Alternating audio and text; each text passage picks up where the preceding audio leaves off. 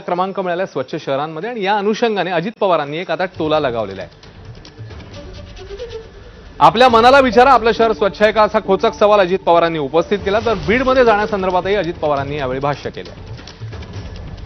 बीडमध्ये सारखं बोलवतात कारण मी जाणार असल्यानं शहर स्वच्छ केलं जातं असं अजित पवार म्हणाले। यावेळी बोलताना त्यांनी प्लास्टिक बंदी संदर्भातही भाष्य केलं। मी कुठेही गेल्यानंतर या अधिकारी ज्यावेळेस मला बोलवतात ना त्यावेळेस आता मी बीडला पालकमंत्री आहे। बीडवाले म्हणले दादा तुम्ही मधून अधून येत चला। म्हणलं का रे, तुम्ही यायचं म्हणलं तर 5-6 दिवस शहर स्वच्छ करण्याचा कार्यक्रम चालतो। शहर स्वच्छ करायला लागलं की आम्ही समजतो अजित पवार येणार। मी माझं मनाला समाधान करतो त्याला आपण येतोय म्हणून तरी स्वच्छ करताय। पण मित्रांनो याच्यातला गमतीचा भाग जाऊ द्या। आज आपण सगळ्यांनी आपल्यापासून सुरुवात केली पाहिजे। सारखा सीएम साहेबांच्या मागे लागलो की आपण प्लास्टिकला बंदी आणू, आपण प्लास्टिक बंद करू, ते केल्याशिवाय गत्यंतर नाही।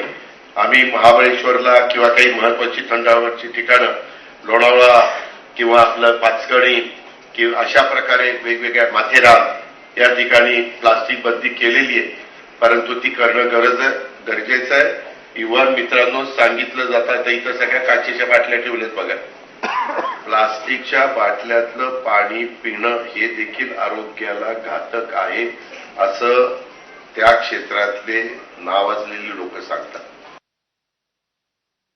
आज मला तर आपल्या महानगरपालिकेचं कौतुक करायचंय की आपला 7वा क्रमांक आलेला आहे, परंतु 7वा क्रमांक आपलं शहर अशा पद्धतीनं असताना आलेला आहे म्हणजे बाकी त्यांची शहरांची काय अवस्था आहे ते तुम्ही बघा।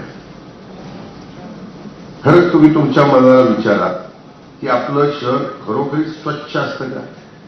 परंतु एक मराठीत म्हण आहे, वासरात लंगडी गाय शहाणी।